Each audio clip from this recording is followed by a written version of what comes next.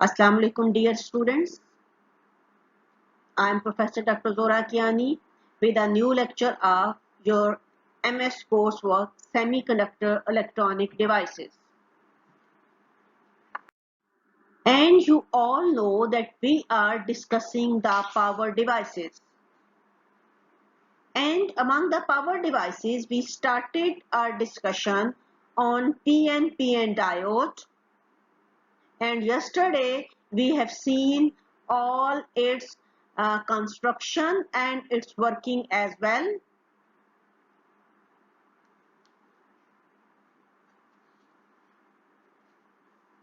Its working and along with its similarity with the two transistors operation.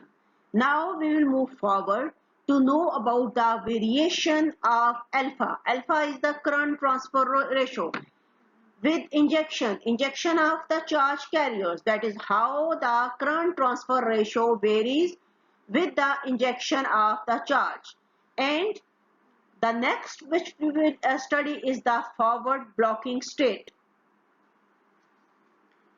because we have discussed the forward conducting state, forward blocking state, and yesterday the reverse blocking state.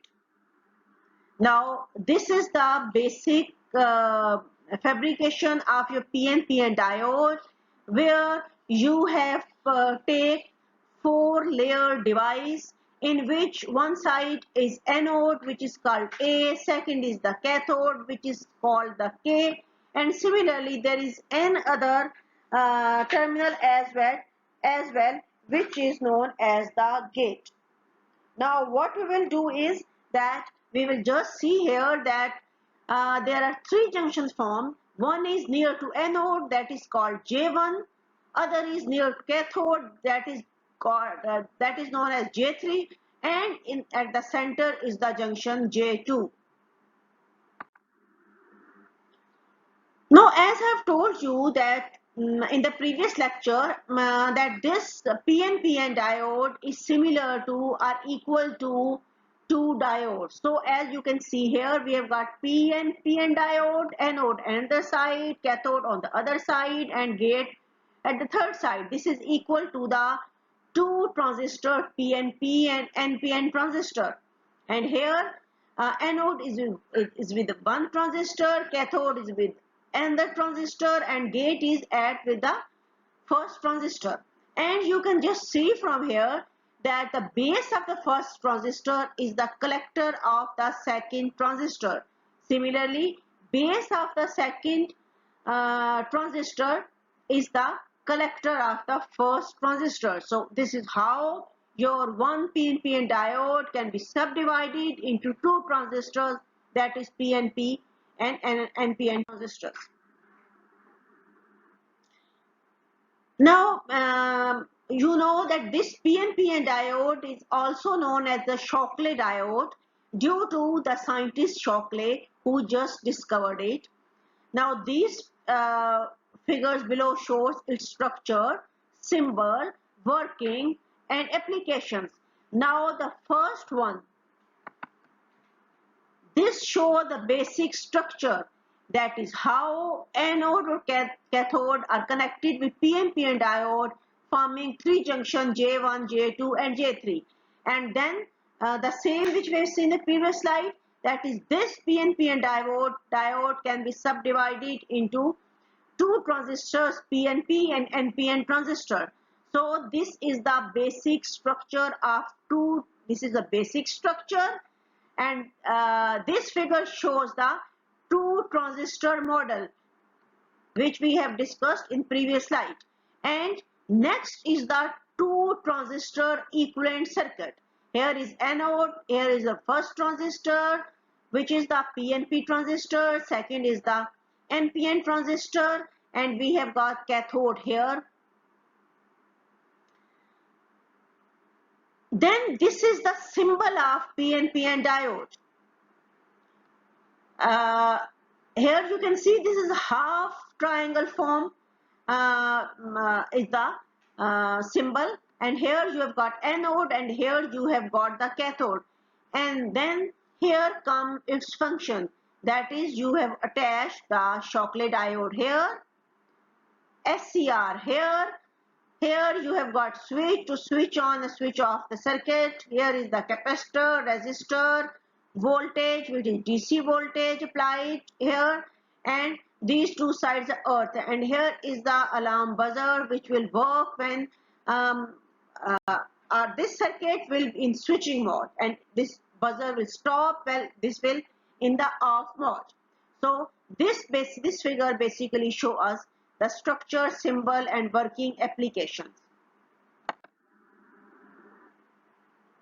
Now these are the actual applications of our PNPN diode.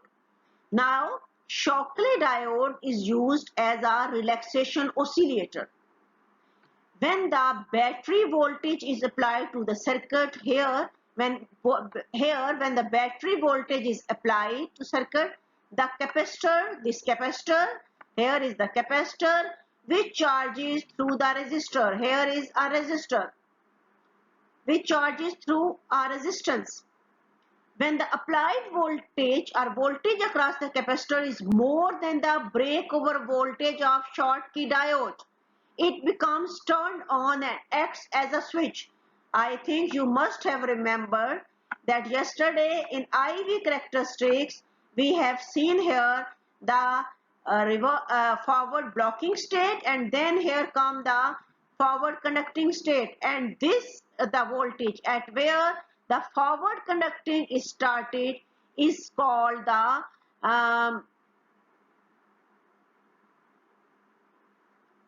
breakover voltage to switch on or start the function of your transistor. Here along x-axis we have got current, along y-axis we have got voltage, and this shows us IV characteristics. Now when it becomes on and at switch, this causes rapidly to discharge the capacitor through the diode. When the current through diode is less than the holding current of diode, the diode becomes turned off and capacitor charges again. The voltage across the capacitor is breakover voltage, where the voltage at the reference is more than 0 volts because the capacitor will not discharge completely. It will retain some charge even it has discharged to a certain extent. Now here is the IV characteristic curve, which shows that as we increase the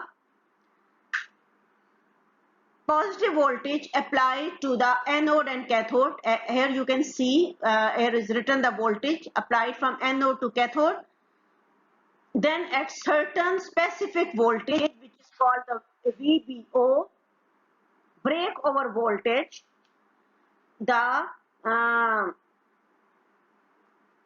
PNP diode move from the forward blocking state to the forward conducting state, and then at certain stage it will have the maximum current flowing through it, which is shown as IA. And here you can see that when the negative voltage is applied to the anode and cathode, then there is a reverse current is produced, and at certain voltage this reverse current is increased at a very high level so that it may break the device. So we should remain a reverse voltage lesser than this voltage, which is known as the breakdown voltage. This is called breakover voltage, this is called the breakdown voltage.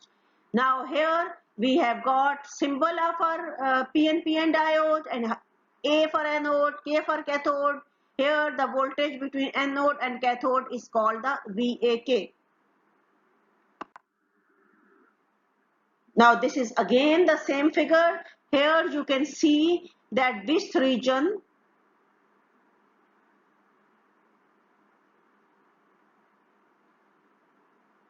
is the conduction region, and here this region is the cut off region, that is when current flow of current is very small. And here when you have got a tremendous current with small increase in reverse voltage, this is called the breakdown region.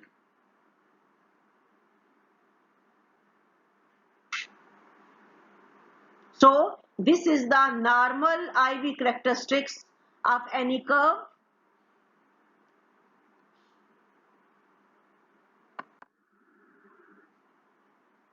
Now, as you know that current flow from the anode and go to the cathode. So the current is basically equal to the saturation collector current through the transistor 1, saturation conductor current through transistor 2 divided by 1 minus alpha 1 current transfer ratio of transistor 1, current transfer ratio of transistor 2. I think students, you must have remembered that this equation we have derived in our last lecture, and from this equation uh, we have reached to the conclusion that how a device move from the forward blocking state to the forward conducting state. Because when current transfer ratio alpha 1 plus alpha 2 is so much large that it is comparable to 1 or equal to 1, then what does happen? This denominator can become 0, then your current can increase tremendously so that it also go to the at a high level.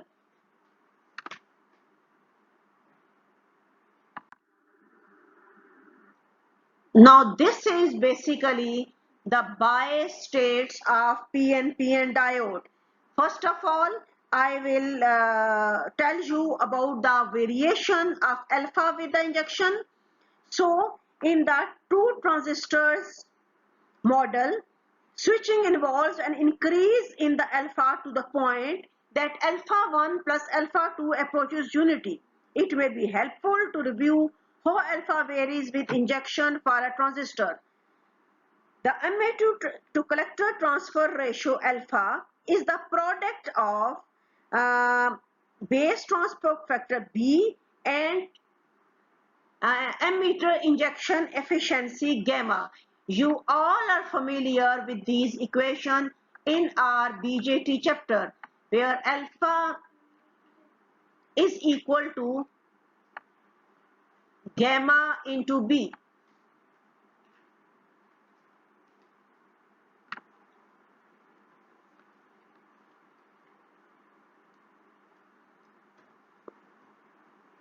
So an increase in alpha with injection can be caused by increase in either of the factors or both. That is either gamma is increasing or B is increasing at very low current, such as in forward blocking state of PNP diodes. Gamma is usually dominated by the recombination in the transition region of the emitter. As the current is increased, injection across the junctions become to dominate over recombination within the transistor region and gamma increases. There are several mechanisms by which the base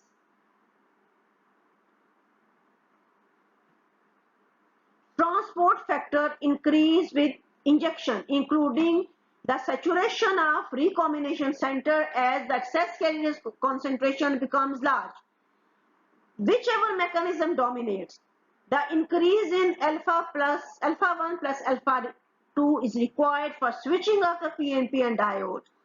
And so with this, the switching of PNP diode is accomplished. In general, no special design is required to maintain alpha plus alpha 2 smaller than unity during forward blocking state. This requirement is usually met at low currents by the dominance of recombination within the transition regions of J1 and J3. So,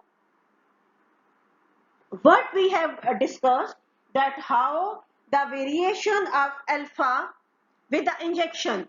Now here we are at the forward blocking state, but when this is accomplished, we move to the forward connecting state, because now the recombination centers are totally filled and there is no recombination of holes are taking place in the base, which are moving from the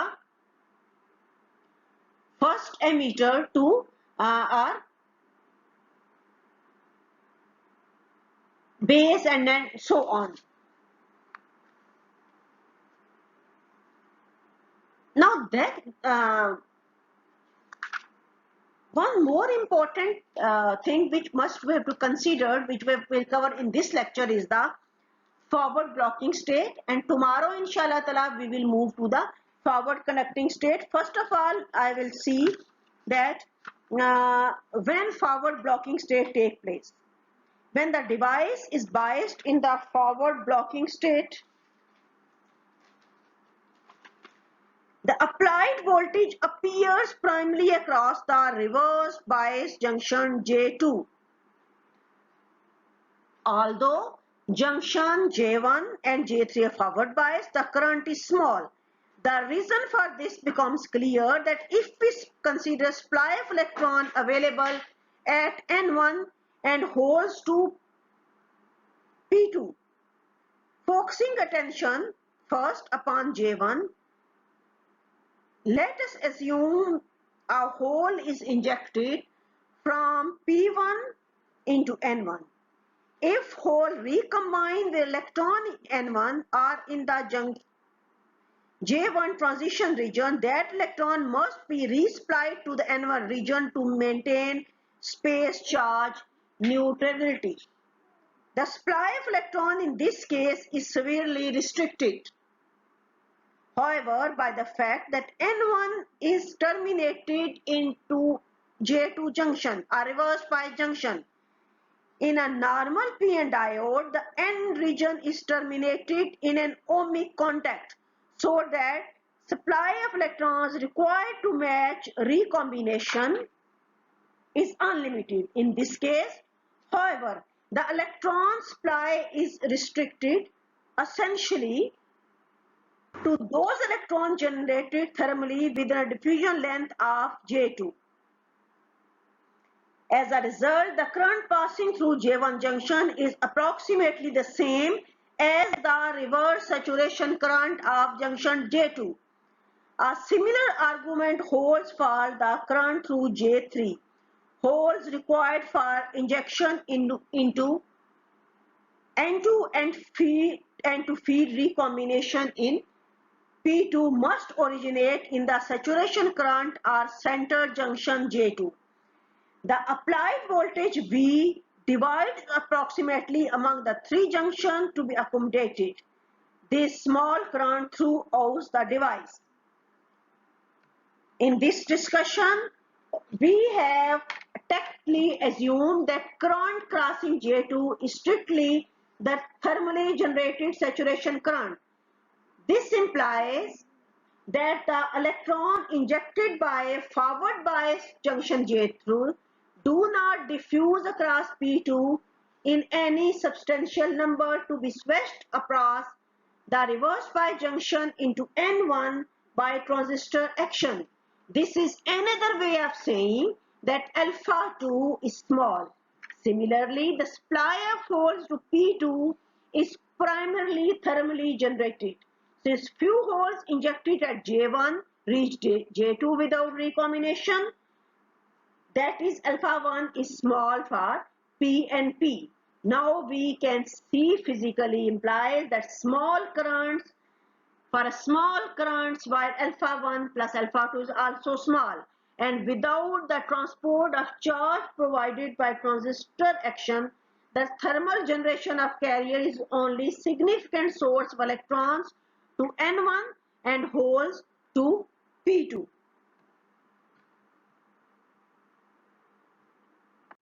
Now please look at these three figures A, B, C. The figure A shows the forward blocking state and at this state you can see here that junction J1 and J3 are forward bias and junction J2 is reverse bias. That's why here the depletion region is more dominating than junction J1 and J3, and so little current flow through the device. Now when the hole which are entering from the anode in the N1 increases, that is injection of holes increased, then as we have discussed earlier, the current transfer ratio of transistor 1, that is alpha 1, and transistor 2, that is alpha 2, increases, and which leads to the forward conducting state. And here you can see now the both three junctions are acting as the forward bias, so we have reached to the forward conducting state. Then when negative voltage is applied to the anode and cathode, that is anode is a negative potential and cathode is positive potential, then junction J1 and J3 are reverse bias and junction J2 is forward bias. So very few or some naughty holes can cross this junction J1. That's why we have got very small current here. And if we increase this voltage, that is negative voltage, then current can increase, but in this way, but it will damage the device by accumulating very large value of reverse current. So these are the simple three states of a PNPN device, that is forward blocking, forward conducting, and reverse conducting state. So girls, here I come to end of this lecture. Tomorrow inshallah I will come with another lecture, but I will ask some questions from you in the Google class and you have to reply those questions in half an hour. Thanks for your attention. Allah Hafiz.